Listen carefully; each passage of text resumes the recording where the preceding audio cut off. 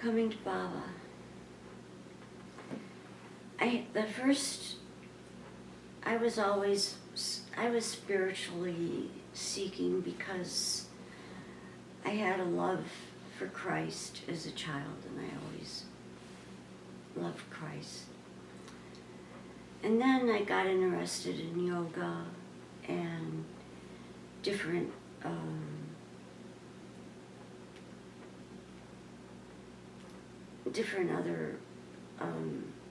chanting and different things that were around at the time. But what happened with Baba is I had a dream. The first night I had a dream that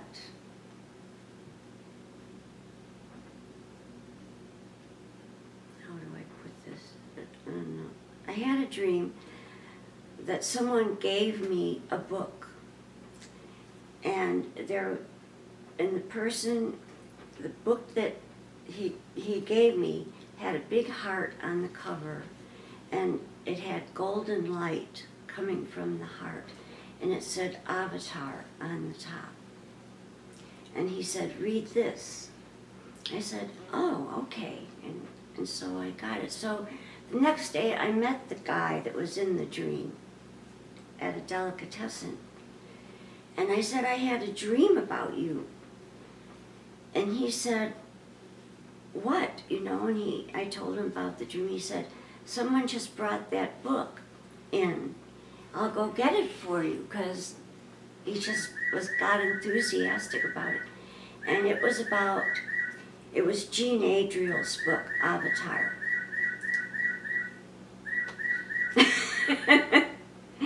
And I was happy. The whole book was just beautiful and all about spiritual, Baba coming and how beautiful he looked and her remembrance of Christ and Baba. And these were things all I was very familiar with, but even more glad about it. And there were these little old ladies.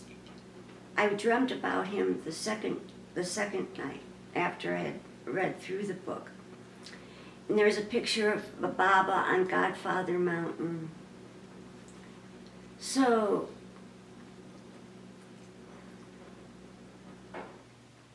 after looking through that book, I went to sleep and I had a second dream. And these were these older people. Now I'm probably in my 20s here, in my early 20s. And these people they had gray hair like I do now. And they were all sitting around in this park with trees, evergreens and other trees, and it was very beautiful. And the third night that I had a dream about Baba was the next night, and he came to me in a dream. And he was so... I could hardly... I was trying to get the features, but they kept changing into his presence of light, and it was just so beautiful. I have no way to describe it. And I woke up from that dream, and I wanted to find out more and what was going on and all that. So I was in a laundromat that day, and there was a little card that said, "Films of Meher Baba at somebody's house," and it gave the address. So I thought, I'm going to go see those films. And so on those films, there was Baba being carried by the Margaret Krask's dancers. And I realized that the third dream was Margaret and the women disciples, and their hair was gray, and some older men and things like that. And it was the Baba Center in Myrtle Beach. So then that was it. It was just a continuous feeling of pursuing Baba and his... I'm not even sure what I was pursuing. It was just it was unshakable.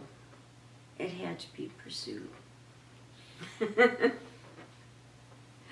that's it.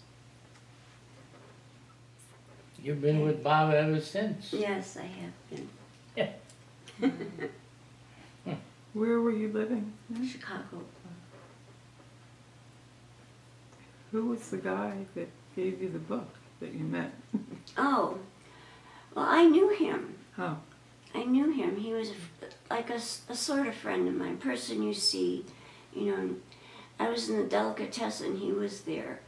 I didn't really talk to him much, but I told him that I had this dream about you, and then someone had brought the book in to the used book section, you know, Avatar. He said, we just got that book. So he was also on some spiritual path, yoga, and all my friends were doing different things, meditation. And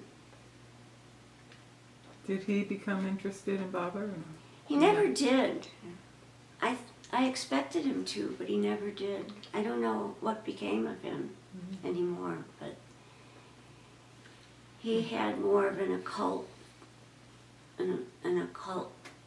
love, an occult of the magical arts, more than I did. You know, I more was... It was Baba. It was Baba bringing me with, you know, to him. Clearly. Yeah. I mean, that's pretty direct. Yeah. Have to... No, that's very nice. Yeah. Very nice. And then Irwin. And I showed up on the scene. But that was later. Later, yeah. Yeah. Judy had been serving Ella Winnefeld, who was a very close disciple of Baba in New York, and she was down here. She had gotten old and she was not well at all.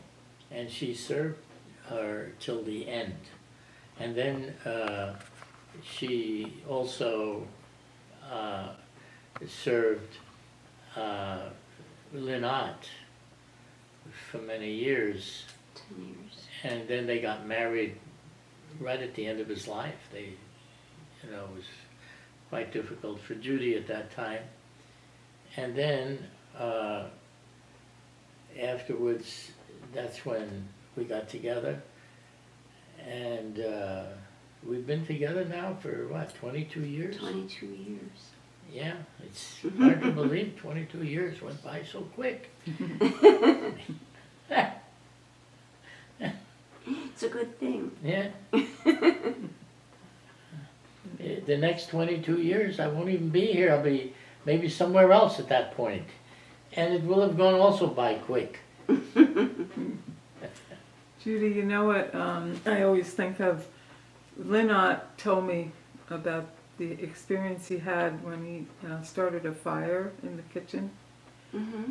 And the way I remember it, he was in the other room. He had been cooking something. He was in the other room on the phone with some guy. And then he smelled it and realized and, you know, ran in there, and the guy had called the fire engines. And when they took him, they got there and they put the fire out and they put him on the back of the truck with some oxygen. Mm-hmm. And all of a sudden he realized that he had not thought of Baba the whole time, and he was so upset and so depressed, partly for having made that mistake, but for not thinking of Baba. And you had a dream of him being carried like a kitten by a mama cat, and he realized, or you helped him realize, that but he didn't think of Baba, but Baba was holding him the whole Holding time, him, and that really yeah. helped him. That's a story I remember always. Oh, that's nice. Yeah. That's nice. Do you remember that? Yeah. Yeah.